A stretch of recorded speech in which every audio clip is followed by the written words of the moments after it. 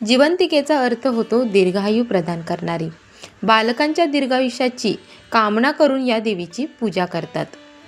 ही देवी पाळण्यात आणि आजूबाजूंनी बालकांना खेळवत असल्याच्या रूपात दाखवतात. हॅलो नमस्कार, मी संजय. माझ्या चॅनलमध्ये तुम्हा सगळ्यांचं अगदी मनापासून स्वागत. सगळ्यांना सर्वप्रथम श्री स्वामी समर्थ. तुम्हा सगळ्यांच्या चांगल्याच्या स्वामी महाराज पूर्ण करत ही स्वामींच्या चरणी प्रार्थना करते आणि आजच्या व्हिडिओला सुरुवात करते.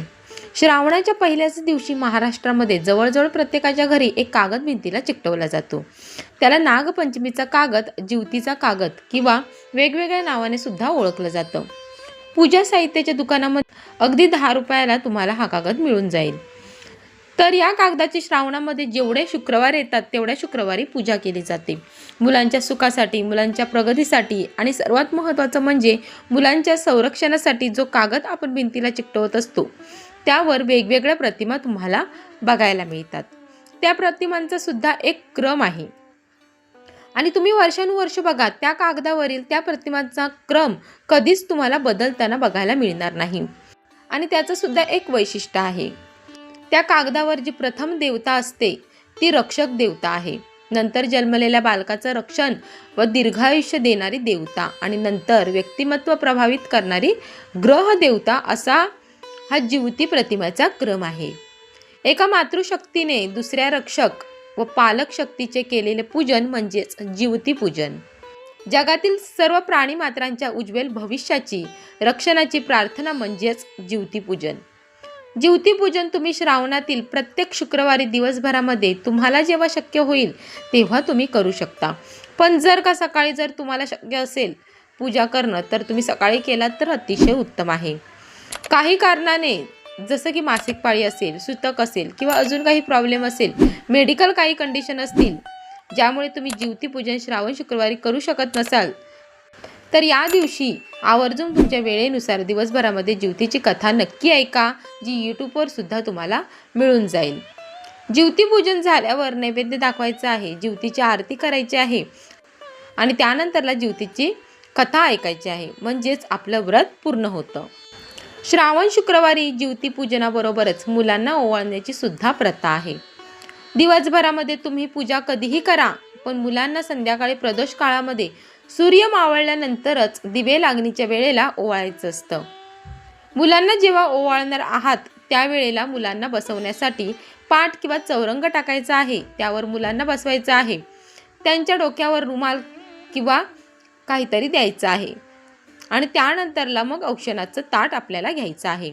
मुलांना ओवाळण्यासाठी औक्षणाचं ताट करताना त्यामध्ये एक निरंजन घ्यायचं आहे किंवा तुम्हाला जर कणकेचा दिवा घ्यायचा असेल तर कणकेचा दिवासुद्धा तुम्ही घेतलात तरीही चालेल, पण शक्यतो निरंजन घ्यायचं आहे.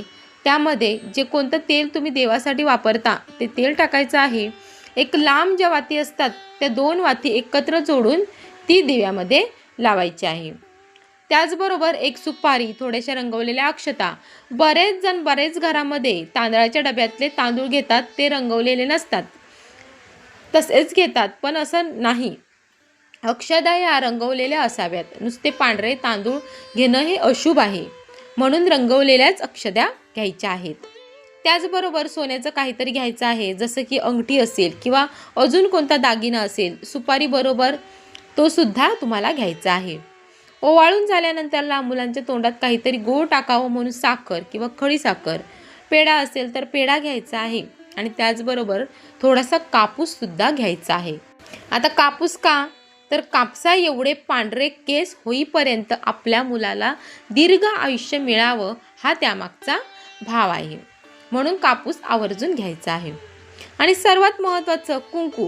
कुंकू तुम्ही कोरडं घ्या किंवा ओलं घ्या, हरकत नाही, जसं तुम्ही वापरता त्या पद्धतीने तुम्ही घेऊ शकता. सुरुवातीला तुम्हाला कुंकू लावायचं आहे, त्यानंतर अक्षता मुलांच्या डोक्यावर लावायचे आहेत, त्यानंतर सुपारी घ्यायची आहे, ती मुलांच्या डोक्यावरून ओवाळून घ्यायची आहे, त्यानंतर सोनं घ्यायचं, ते मुलांच्या डोक्यावरून ओवाळायचं आहे. तर कापूस मुलांच्या डोक्यावर ठेवून त्यानंतरला आपल्याला ओवाळायचं आहे.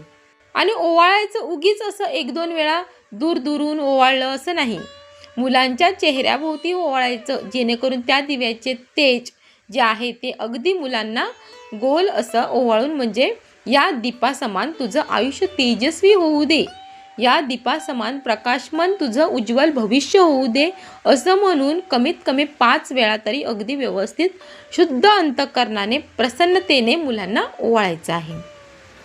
आणि त्यानंतरला मग जे काही तुम्ही गोड केक ठेवलेलं आहे तामानामध्ये ते मुलांना खाऊ घालायचं आहे।